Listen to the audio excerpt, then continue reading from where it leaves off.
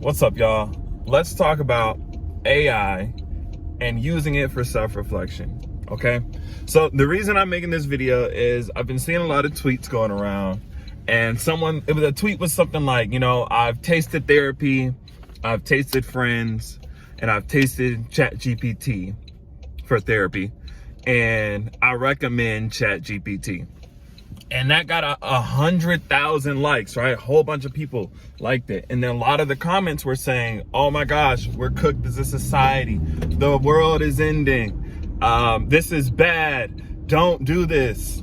And I want to challenge your thinking and offer a rebuttal and say, I believe that AI models, LLMs, ChatGPT, they can be used for self-reflection successfully and actually benefit the user.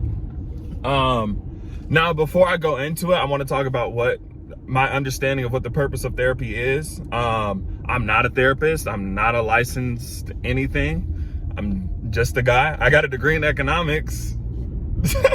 But anyway, I'm gonna talk about what the purpose of therapy is, and I forgot the second thing, so I'm gonna just go into that. So my understanding of what therapy is supposed to do is therapy is supposed to provide you tools and knowledge to self-reflect and deal with problems that you're having difficulty dealing with. Okay, that's at a glance. That is my understanding of therapy. It's also used to change self-destructive mental frameworks. And again, dealing with situations. Sorry about that. My phone overheated and shit the bed. But again, therapists, they're supposed to offer us judgment-free zone, a safe space. They're supposed to view you in a positive light and hold you accountable. And again, like I said before, provide you tools to self-reflect.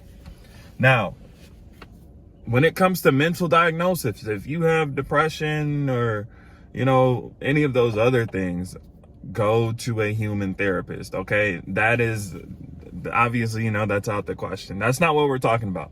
We're talking about using AI as a self-reflection tool. When you have, let's just say, for a brief example, you want to better understand your emotions and how you navigate them as a person. So one, you want to, let's just say, for example, this is something that I did, right? I just wanted to look at the emotional spectrum and really get into and understand how they work, right? So for example, let's drill down on one, which is shame. Shame is something that I really, I understood, but I wanted to explore it deeper.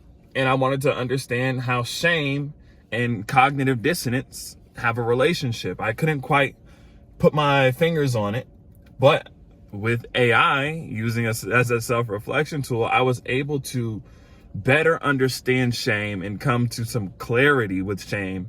And AI was able to give me the tools to do that.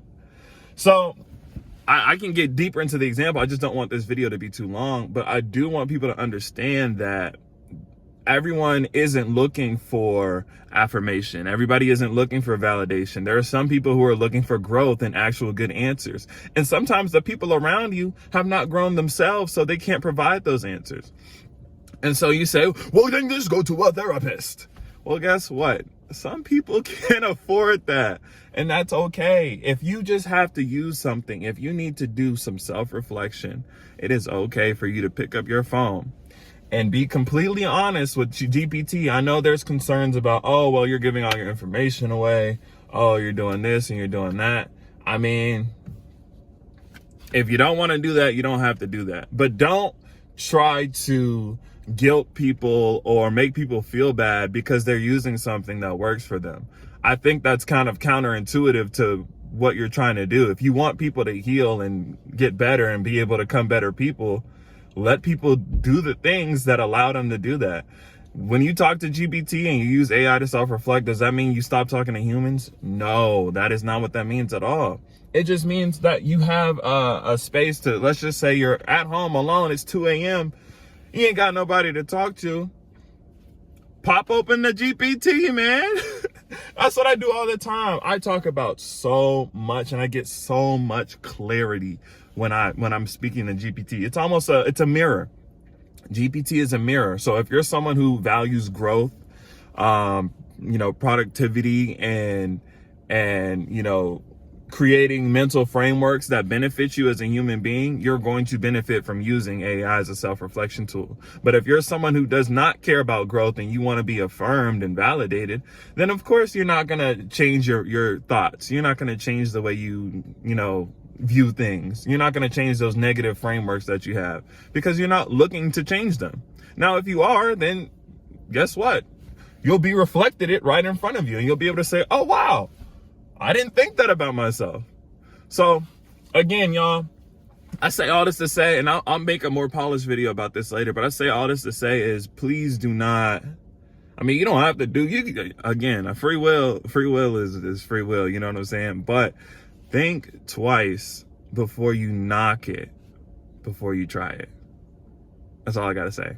All right, love y'all, peace, and stay healthy.